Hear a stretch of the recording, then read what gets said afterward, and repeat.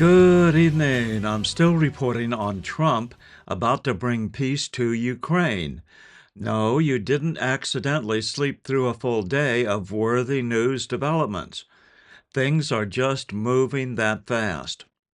This morning, the White House suddenly announced that Russian President Putin was eager to meet with President Donald Trump after weeks of denials, following a highly productive sit-down with U.S. Special Envoy Steve Witkoff. This comes as Trump increases the pressure to end Russia's nearly 4-year war in Ukraine, with a potential Trump-Putin summit possibly happening next week.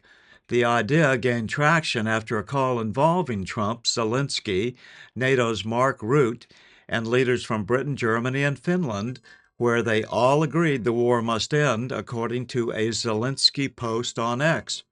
Secretary of State Marco Rubio told Fox Business the meeting with Putin clarified Russia's conditions, which will likely be to solidify Russian control over the existing areas of eastern Ukraine they took in the past 4 years. Rubio also hinted at a decision by the president on secondary sanctions to be announced within the next 24 to 36 hours. Following the White House's threat to hit Russia and its allies with even tougher measures if the deadline passes without progress towards peace. Putin, suddenly weighing the costs of further strain to U.S. ties, called the 3-hour Kremlin meeting useful, according to aide Yuri Yashikov.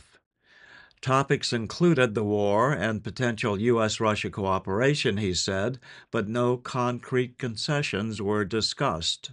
Meanwhile, Russian airstrikes continued, targeting a Ukrainian recreation center on August 6, killing 2 and injuring 12, including 4 children. Russia claimed it struck military-linked infrastructure, but offered no proof of avoiding civilian targeting. Zelensky on X said Moscow's intensified attacks show global pressure is working, and he urged even tougher sanctions. Trump's April ceasefire proposal, a 30-day pause, which Ukraine accepted but Russia rejected, demanded troop limits plus the return of 4 regions back into Ukrainian hands. Analysts suggest Putin is desperate to secure these gains, however, despite inevitable heavy losses to maintain them, and especially not give them back just before talks commence. Bloomberg hints Russia might pause drone strikes to dodge sanctions, using the salami tactic of making small concessions, which will play well in a nightly news format, though experts doubt that Trump will be fooled by such maneuvers. The August 8 deadline, extended from July 14th, has seen increasingly effective Ukrainian strikes deep inside Russia. Intel experts believe Zelensky could now hit downtown Moscow with devastating precision drone attacks. However, Trump's increased tariffs on India for buying additional Russian oil could spike oil prices, perhaps a small price to pay to bring peace. Will Trump's deadline force peace or escalate tensions? The next few days will tell.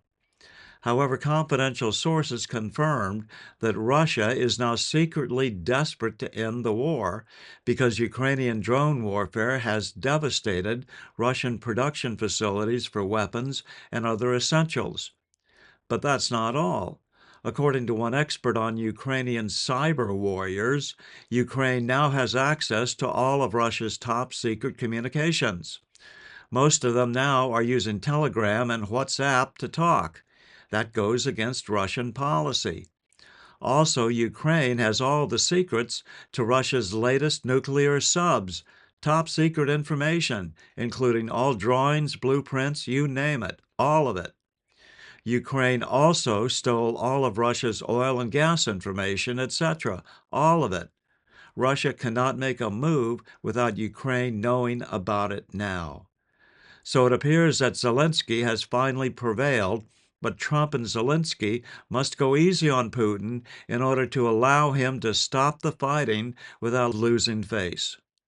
I'm still reporting from just outside the citadel of world freedom. Good day.